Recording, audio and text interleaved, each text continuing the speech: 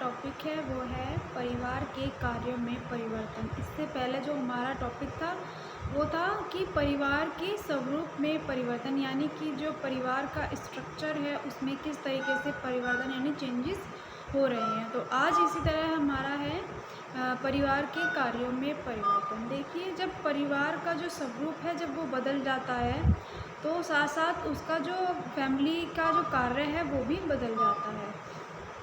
तो परिवार एक सामाजिक संस्था है जिसमें जो परिवार है उसमें विभिन्न प्रकार के कार्य किए जाते हैं, और जो ये जितने भी विभिन्न प्रकार के कार्य होते हैं ये सिर्फ एक परिवार में किए जाते हैं। तो आज इसी तरह है परिवार के कार्यों में परिवर्तन। वर्तमान समय में परिवार के स्वरूप में ही नहीं, कार्यों में भी परिवर्तन स्पष्ट रूप से देखा जा सकता है। देखिए, एक तो जो परिवार का स्ट्रक्चर है वो पहले के अकॉर्डिंग बहुत चेंजेस हो चुके हैं उसमें। यानी पहले टाइम में क्या होता था कि पहले टाइम में संयुक्त परिवार ज़्यादा पाए जाते थे, लेकिन आज के टाइम में क्या हो गया है कि एकांकी परिवार, जो संयुक्त परिवार हैं वो अब एकांकी परिवार में परिवर्तित हो चुके हैं। तो इसी तरह उनके कार्य में भी परिवर्तन आया है। पहला है परिवार के आर्थिक कार्यों में परिवर्तन। पहले परिवार के सभी सदस्य श्रम विभाजन के द्वारा मिलजुल कर आर्थिक कार्य करते थे। क्योंकि देखिए, पहले जब संयुक्त परिवार होता था तो उसमें जो परिवार जो सदस्य की संख्या होती थी वो भी ज़्यादा होती थी, लेकिन आज के टाइम में क्या हो गया है कि जो सदस्य हैं वो सदस्य कम हो गए हैं परिवार में। तो जो पहले टाइम में परिवार होते थे उनमें सदस्यों की संख्या ज़्यादा होती थी, जो कार्य होता था वो भी ज़्यादा होता था, तो उसी के अनुसार मिलजुल करके जो है वो कार्य किया जाता था। पहले स्त्रियां क्या होती थी, पहले स्त्रियां घर में ही कार्य करती थी, लेकिन आज के टाइम में क्या हो गया, अब स्त्रियां बाहर जाकर कार्य करती हैं, अलग अलग क्षेत्र में नौकरियां करती हैं। तो उससे क्या हो गया कि जो हमारा आर्थिक कार्य है उसमें भी परिवर्तन होने लगा है। स्त्रियां हों या बच्चे हों भी घर से बाहर जाकर आर्थिक कार्य करती हैं, क्योंकि पहले टाइम में स्त्रियां बाहर जाकर कार्य नहीं करती थी, लेकिन समय के साथ साथ जिस तरह परिवर्तन होता गया उसी तरह स्त्रियां भी बाहर जाकर कार्य करने लगी, जिस तरीके से एक आर्थिक कार्य में परिवर्तन होने लगा। दूसरा है परिवार के धार्मिक कार्यों में परिवर्तन। पहले प्रत्येक परिवार में धर्म के अनुसार समय समय पर क्या होता था कि धार्मिक क्रियाओं का आयोजन किया जाता था तथा बच्चों को प्रारंभ से ही धार्मिक व नैतिक शिक्षा दी जाती थी। लेकिन क्या हो गया, आज के समय में क्या हो गया कि वर्तमान परिवारों में धार्मिक आस्था कम होने लगी, यानी कि जो धार्मिक चीज़ें हैं उनमें जो व्यक्ति का ध्यान है वो कम जाने लगा।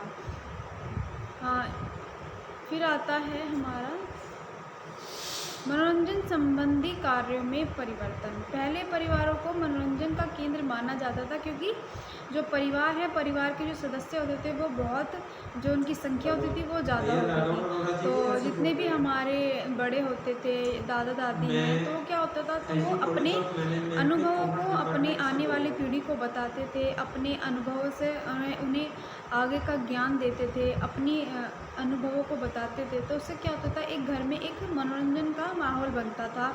उसमें जो सदस्य होते थे मिल बैठ कर के एक साथ बातें करते थे, मजाक करते हैं, तो क्या होता है कि ये एक तरीका का मनोरंजन का केंद्र हो जाता था। लेकिन पहले परिवारों में मनोरंजन का केंद्र माना जाता था और पारिवारिक मनोरंजन द्वारा परिवार के सदस्यों को धर्म, नैतिकता और चरित्र निर्माण का पाठ भी पढ़ाया जाता था। लेकिन वर्तमान परिवारों में परिवार के सदस्य अपना मनोरंजन अधिकांश कहाँ बिताते हैं, आजकल जो है आज के टाइम में सारा जो भी आप मनोरंजन की चीज़ें हैं कहाँ हैं, वो घर से बाहर देखते हैं।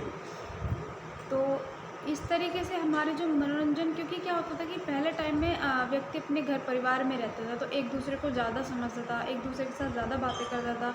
तो क्या होता था कि ज़्यादातर क्या होता है कि जितने भी हमारे हंसी मजाक है या मनोरंजन के कार्य हैं वो सब हमारे घर में होते थे।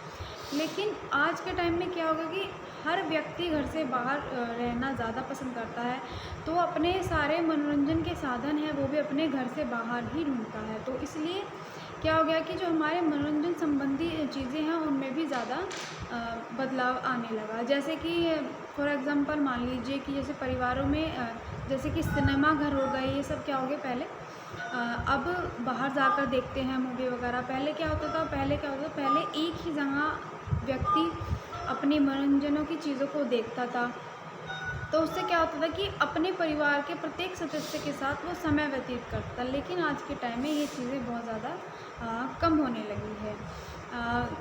जब एक साथ पहले टाइम में बैठते थे तो एक दूसरे के साथ बातें करते थे, एक दूसरे को और ज़्यादा जानते थे। उसमें चाहे पहले के जो साधन थे हमारे मनोरंजन के, वो क्या होते थे हमारा, जैसे कि टेप रिकॉर्डर हो गया, रेडियो हो गया, ये जो या फिर बुक्स जो पढ़ते थे, ये सब क्या थे, ये हमारे एक तरीके के मनोरंजन के कार्य होते थे। लेकिन आज के टाइम में क्या हो गया है कि अब इन सब साधनों की ओर व्यक्ति ध्यान नहीं देता। वो जो अपना मनोरंजन है वो बाहर की ओर ढूँढने लगता है। तो इस तरीके से बहुत सारे जो मनोरंजन संबंधी है उनमें भी बहुत तरह के परिवर्तन आए हैं। फोर्थ है परिवार के शैक्षणिक कार्यों में परिवर्तन। शिक्षा शास्त्री जो प्रसिद्ध शिक्षा शास्त्री हैं फ्रोबेल का कथन है कि माताएं आदर्श अध्यापिकाएं हैं और उनके द्वारा घर पर दी जाने वाली अनौपचारिक शिक्षा सबसे अधिक प्रभावशाली और स्वाभाविक है। क्योंकि देखिए, क्योंकि एक बच्चे की जो पहली पाठशाला होती है वो उसका घर होता है। जो पहले शिक्षक होते हैं वो उसके अध्यापक होते हैं, वो उसके माता पिता होते हैं। तो जो बच्चा प्रारंभ में जो चीज़ों को सीखता है वो कहाँ सीखता है, वो अपने घर के वातावरण के द्वारा सीखता है, अपने घर के माहौल में सीखता है, या अपने माता पिता द्वारा जो उसको ज्ञान दिया जाता है या जो उसको शिक्षा दी जाती है, तो वो उसकी पहली पाठशाला होती है। जिसमें चाहे वो एक तरीके से बोलना सीखता है कि बड़ों से हमें किस तरह बात करनी है या बड़ों का कैसे आदर सम्मान करना है, या फिर अगर हम एक बच्चा है, एक अगर सामाजिक स्तर पे आता है तो उसे दूसरों के साथ किस तरीके से बात करनी है, कैसा बिहेवियर रखना है, या कोई चीज़ अगर व्यक्ति खाता है फॉर एग्ज़ाम्पल, तो वो उसको ये सिखाई जाती है कि आप अपनी चीज़ों को बाँटें या शेयर करें। इससे क्या होता है कि आपका एक अच्छा नेचर बनता है, एक अच्छा व्यक्तित्व बनता है। तो ये सारी चीज़ें क्या होती हैं, ये एक सबसे पहली एक माता द्वारा या माता पिता दोनों के द्वारा दी जाती है। वर्तमान में बालकों की शिक्षा औपचारिक हो गई, यानी कि आज के समय में क्या हो गई कि आज के समय में जो शिक्षा है वो औपचारिक है, जो विभिन्न आयु स्तरों पर बालक की रुचि व योग्यता अनुसार विद्यालयों द्वारा दी जाती हैं। यानी कि जो बच्चे की आयु के अनुसार तथा जो जिस क्षेत्र में उस बच्चे की ज़्यादा योग्यता है या ज़्यादा रुचि होती है, उसी के अनुसार वो विद्या प्राप्त करता है। तो इस तरीके से क्या होगा कि काफ़ी चेंजेस आने लगे हैं।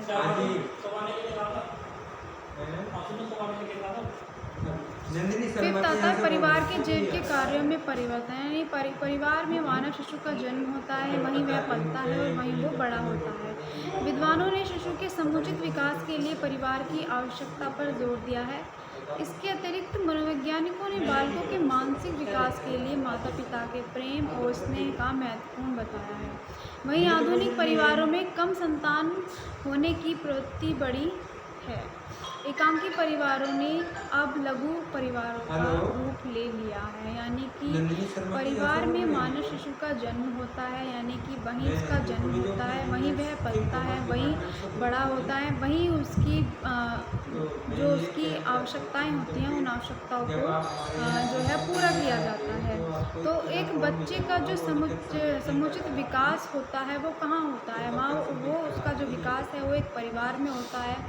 तो जो उसके विकास के लिए क्या होता है, एक उसकी आवश्यकता के अनुसार उस पर जोर दिया जाता है। इसके अतिरिक्त क्या होता है कि मनोवैज्ञानिकों ने बालक के मानसिक विकास के लिए माता पिता के प्रेम और स्नेह को महत्वपूर्ण बताया है। क्योंकि देखिए, एक जब बच्चा होता है तो उसे क्या, एक बच्चे को एक स्नेह की ज़रूरत होती है जो कि उसे एक माता पिता द्वारा दिया जाता है। तो इसमें क्या होता है कि जब एक बच्चा छोटा होता है तो उसे अपने माता पिता द्वारा स्नेह प्राप्त होता है। तो उसे क्या होता है, एक तरीके से वो अपने माता पिता से क्या होता है, भावनात्मक रूप से जुड़ा होता है। तो उसे कहीं ना कहीं एक लगाव होता है। तो इसमें क्या होता है कि ये चीज़ें जो होती हैं संयुक्त परिवार में ज़्यादा होती है कि जो अपने माता-पिता होते हैं वो अपने बच्चों के साथ ज़्यादा समय व्यतीत करते हैं, क्योंकि देखिए संयुक्त परिवारों में जो है जो सदस्यों की संख्या होती है वो भी ज़्यादा होती है। उसमें हमारे दादा-दादी होते हैं, चाचा-चाची होते हैं, तो उनके जब संपर्क में बच्चा आता है तो वो खुश रहता है, उनसे बातें करता है, तो उससे क्या होता है, उसे ज़्यादा से ज़्यादा प्रेम मिलता है। चाहे उसमें हमारे बड़ों के द्वारा मिले या चाचा-चाची या किसी के द्वारा उसे जब प्यार मिलता है तो एक तरह का जो है उसे स्नेह प्राप्त होता है। तो क्या होता है, लेकिन आज के समय में क्या है कि आज के समय में एकांकी परिवार एकांकी परिवार होने लगे, जिसमें जो सदस्यों की संख्या है वो भी कम होने लगी है। तो जब सदस्यों की संख्या कम होने लगी है तो उसमें क्या है कि जो व्यक्ति है वो क्या होता है, अगर मान लीजिए माता-पिता हैं तो वो नौकरी की तरफ नौकरी पर जब जाते हैं तो बच्चे के साथ वो इतना समय नहीं व्यतीत कर पाते जितना बच्चा उनसे प्यार की या स्नेह की उम्मीदें रखता है। तो कहीं न कहीं क्या होता है कि इन कार्यों में भी जीवन के कार्यों में भी परिवर्तन आए हैं। इसी तरह कर्ता के कार्यों में परिवर्तन। प्राचीन परिवारों में संयुक्त परिवार अधिक अधिक थे। तब परिवार के सबसे अधिक आयु वाले व्यक्ति को परिवार का मुखिया या कर्ता माना जाता था और वहीं संपूर्ण परिवार की सत्ता संभालता था। लेकिन आधुनिक परिवारों में कर्ता की कार्यों में भी कमी आई है, यानी कि पहले समय में क्या होता था कि जो परिवार होते थे वो ज़्यादा से ज़्यादा संयुक्त होते थे।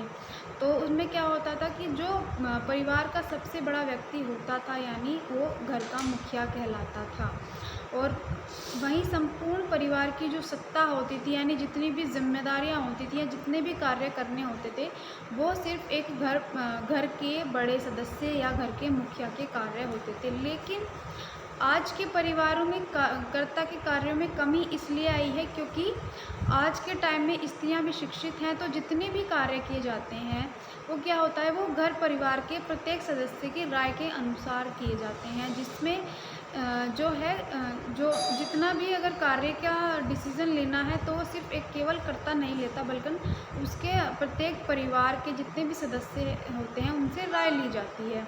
तो इसमें क्या होता है कि एक तो जो सदस्य हैं उनका महत्व ज़्यादा बढ़ने लगता है और जो कर्ता है उसके कार्यों में परिवर्तन होने लगा है।